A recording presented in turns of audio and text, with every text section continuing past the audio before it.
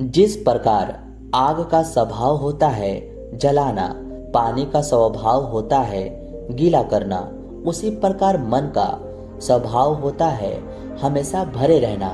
जी हाँ, सुनने में चाहे ये बहुत अजीब सी बात लगती हो, लेकिन यही असल सत्य है कि हमारा मन कभी खाली नहीं रह सकता। उसकी प्रवृत्ति है बचपन से जिस प्रकार की समाज में, जिस प्रकार की विचारधारा में हम पले बड़े हैं, वही विचारधारा हमारे मन में भरी रहती है। हमारे मन की एक आदत हो जाती है कि वह खाली नहीं रह सकता। उसको अगर खाली बैठने का वक्त भी मिलता है तो कभी वो अपने अतीत से या फिर भविष्य से तरह तरह की बातें ढूंढकर अपने आप को उसमें व्यस्त कर लेता है। यह मन की प्रवृत्ति है, लेकिन आपको समझना होगा कि अगर मन को खाली करना है तो क्यों करना है। क्योंकि मन खाली रहे बगैर इतने सारे आविष्कार कर सकता है, इतने सारे रचनाएं कर सकता है, तो उसको हमेशा व्यस्त क्यों ना रखा जाए। मन को खाली करना क्यों जरूरी है, कभी आपने सोचा है? लेकिन यही तो मजे की बात है। जब तक आप अपने मन को खाली रखना नहीं सीख पाएंगे, तब तक आपका मन दूसरी चीजों में इधर उधर भटकता रहेगा। तब तक आप लंबे समय तक एक ही काम पर अपना ध्यान केंद्रित नहीं कर पाएंगे। यह बड़ी अचंभे की बात है। ये बात आप इस प्रकार समझ पाएंगे। जरा सोचिए कि एक कॉपी में पहले से ही बहुत कुछ लिखा हुआ है और वहां पर नया कुछ लिखने के लिए कुछ जगह ही नहीं बची है, तो जरा सोचिए आप उस पर कुछ कैसे लिख पाएंगे। पहले आपको जो कुछ उस स्लेट पर लिखा गया है उसे साफ करना पड़ेगा। उसके बाद आप उस पर कुछ नई चीजें लिख सकते हैं। उसी प्रकार अगर हम अपने मन को स्वतंत्र करना चाहते हैं, आजाद करना चाहते हैं, हम चाहते हैं कि हमारे चित्त पर हर तरह की संवेदना उठे, हर तरह की जोश उत्साह जगा रहे। इसलिए किसी भी काम को लंबे समय तक करने के लिए बस एक ही विधि है कि आप अपने मन की स्लेट को खाली कर दो, उसको छोड़ दो, उसको स्वतंत्र कर दो, उसको अपने आप उड़ने दो। फिर देखो रचनाओं के सागर में आपको लेकर जाएगा। आपका मन असीम संभावनाओं से भरा है। वो सब कुछ कर सकता है जो हमारा मन, हमारा दिमाग सोच सकता है। इसलिए अपनी कल्पनाओं को नई उड़ान दो और अपनी मन की स्लेट को खाली कर दो। आज की जो बोध कहानी मैं सुनाने जा रहा हूँ, उसे सुनने के बाद आपको कुछ ऐसी तरीके पता चलेंगे जिससे कि आप अपने अंदर की स्लेट को, अपने मन की स्लेट को बिल्कुल खाली रख सकते हैं। और उसके बाद आप हर चीज का, हर वस्तु का दर्शन अपने मन से कर सकते हैं, पूरे भाव के साथ कर सकते हैं। मगध राज में एक युवराज नाम का एक बहुत ही सुंदर राजकुमार राज किया करता था। अभी उसका राज तिलक हुए कुछ ही दिन हुए थे और सत्ता उसकी हाथों में आ गई थी। उसके पिता यानी कि पुराने राजा उसके अंदर बहुत सारे संभावनाएं देखते थे। उन्हें उसके उदार हृदय के बारे में संपूर्ण रूप से पता था। इसलिए उन्हें लगता था कि राजपाट जब इसके हाथ में जाएगा तो ये अपने प्रजा की अच्छे से देखभाल कर पाएगा। लेकिन अभी युवराज को सत्ता में आए कुछ ही महीने बीते थे, लेकिन व्यापार दिन पर दिन घट रहा था। राजशाही खजाना धीरे धीरे खत्म हो रहा था और इसका खत्म होने का सबसे बड़ा कारण था युवराज के नए नए व्यापार के तरीके। वो ऐसी ऐसी जगहों पर अपना राजशाही खजाना खर्च करता था, जहां पर कम समय में ही ज़्यादा लाभ पाने की संभावना हो। और इसी प्रकार उसने बहुत सारा खजाना बहुत सारी जगहों पर लगा दिया था, लेकिन कम समय में ज़्यादा धन कमाने के चक्कर में उसने अपना सारा राजशाही खजाना खत्म कर दिया। अब उसके पास अपने प्रजा पर शासन करने के लिए, अपनी व्यवस्थाओं को बनाए रखने के लिए भी धन नहीं बचा था। पूरा राजशाही खजाना खाली हो चुका था। ये बात जब युवराज के पिता को पता चली तो उसको अंदर ही अंदर बहुत दुख हुआ। उन्होंने कभी सोचा भी नहीं था कि उनका होनहार पुत्र इतना बड़ा घाटा करवा सकता है। अब उसके पास अपने प्रजा को जवाब देने के लिए कुछ भी नहीं बचा था और वो रात दिन इसी चिंता में डूबा रहता था कि हमारा राजपाट दोबारा से कैसे ठीक हो। एक दिन युवराज को उन्होंने अपने पास बुलाकर कहा, तुमने जल्दी धन कमाने के चक्कर में पूरा राजशाही खजाना गवा दिया। तुमने एक बार भी मुझसे राय नहीं ली। आखिर तुम कहीं से भी लाभ क्यों नहीं कमा पाए? मुझे ये दुख नहीं है कि मेरा खजाना खाली हो गया, मुझे ये दुख है कि मेरा बेटा नाकामयाब रहा। तुम बताओ, तुम्हारे सारे व्यापार चौपट क्यों हो गए? राजशाही खजाना खाली क्यों हो गया? ये सुनकर युवराज ने मुरझाए हुए चेहरे से कहा कि पिताश्री, मेरा मन बहुत ही चंचल था। मैं अपने मन को पहचान नहीं पाया। वो मुझे ऐसी ऐसी दिशाओं में भटकाता रहा जहाँ से मुझे जल्दी लाभ पाने के अवसर दिखते थे, लेकिन मेरी समझदारी ही मेरे लिए मेरी सबसे बड़ी बेवकूफ़ी बन गई। मैंने व्यापार करने के तरीकों से मैं अंदर ही अंदर इतना भर गया था कि मुझे समझ ही नहीं आ रहा था कि मुझे किस व्यापार में अपना धन लगाना चाहिए और किस में नहीं लगाना चाहिए।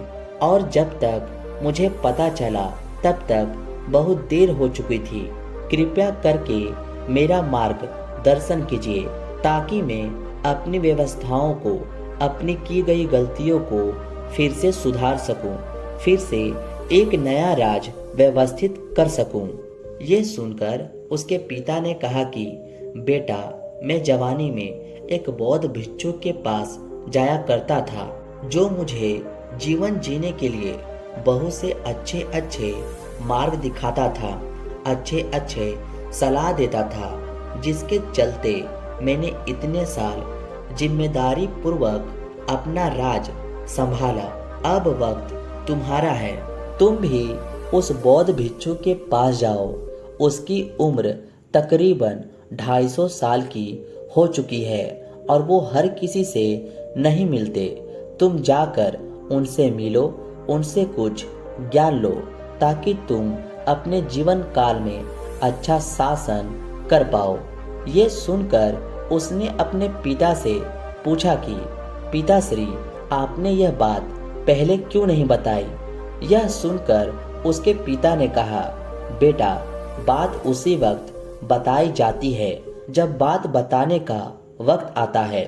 आज वो वक्त आ गया है। आज तुमने अपने जीवन में गलती की है, इसलिए तुम अपनी गलती से सीखकर कुछ अच्छा कर सकते हो। कल तक तुमने गलती ही नहीं की थी तो तुम्हें बताने का कोई जरूरी नहीं था।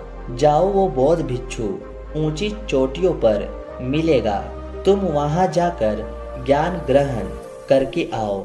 ये सुनकर अपने पिता से आज्ञा लेकर युवराज 6 महीने के लिए पिताजी को ही राज का भार सौंपकर पहाड़ों में उस बौद्ध भिक्षु से ज्ञान लेने के लिए पहुंच जाता है। जब युवराज बहुत दिनों की यात्रा करके उस बौद्ध भिक्षु के पास उस चोटी पर पहुंचता है तो उस वक्त बौद्ध भिक्षु के सामने एक घड़ा टंगा हुआ था जिसके नीचे एक छेद था।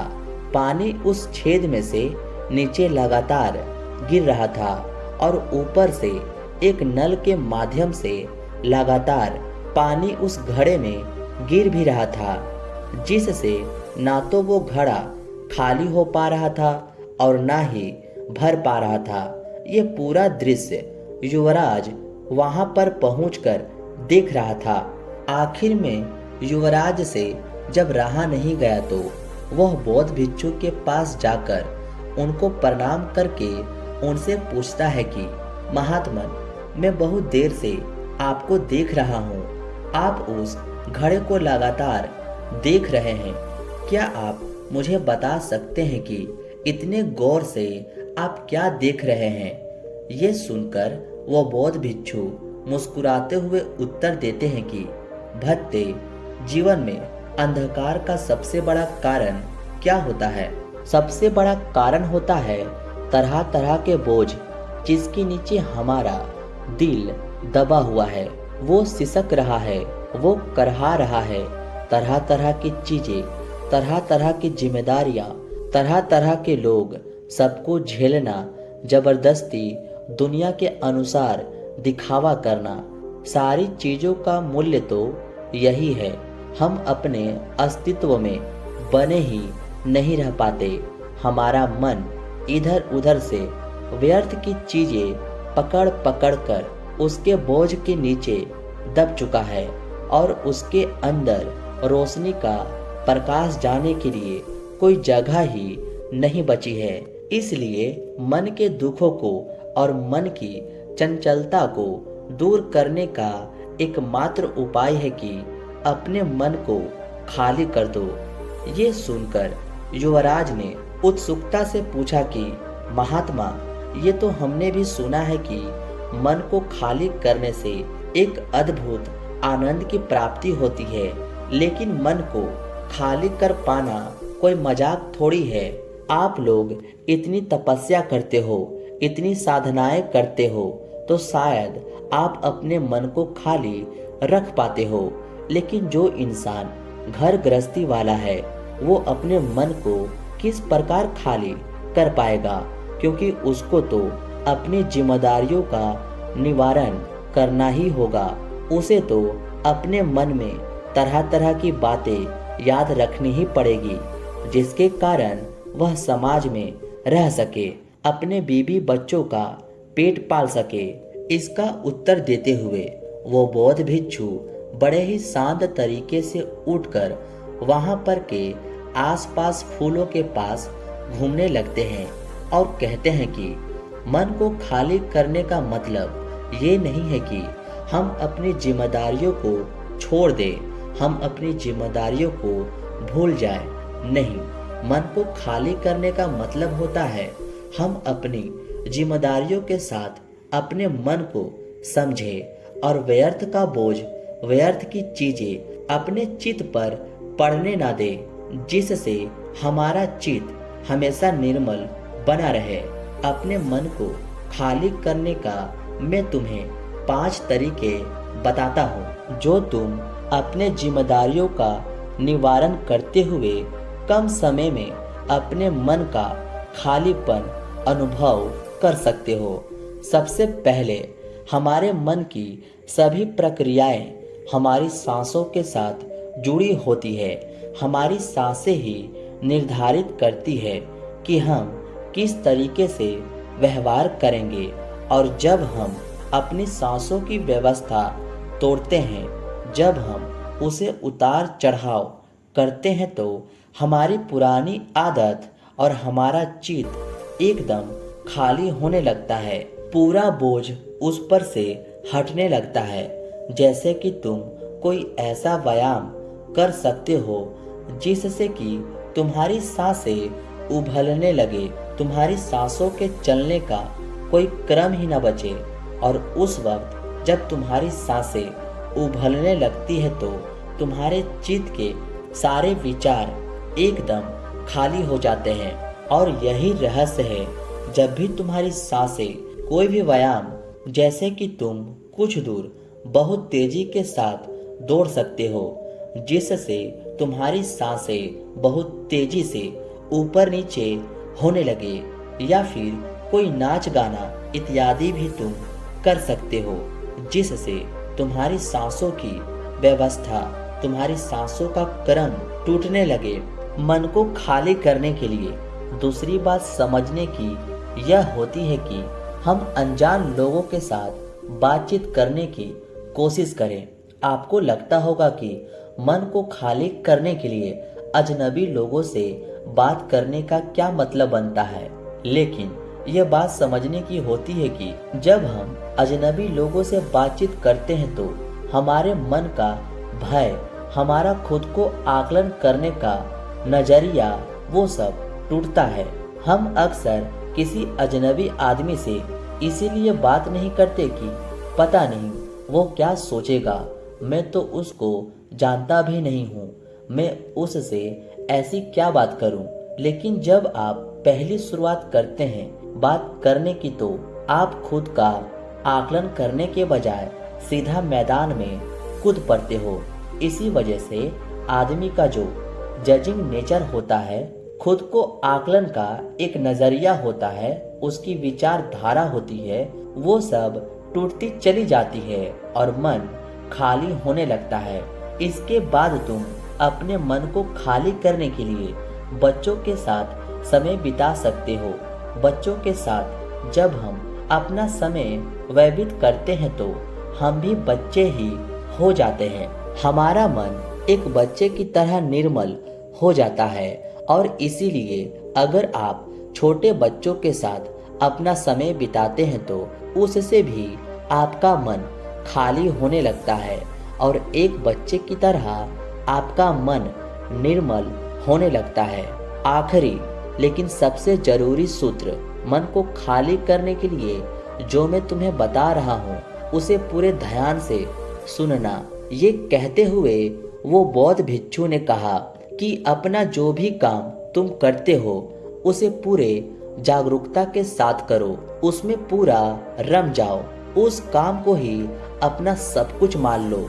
इधर उधर से अपना सारा कामकाज छोड़कर अपने विचार एक जगह केंद्रित करके संगठित करके सिर्फ ये सोचो कि सिर्फ ये काम है जो मुझे इस पल में करना है।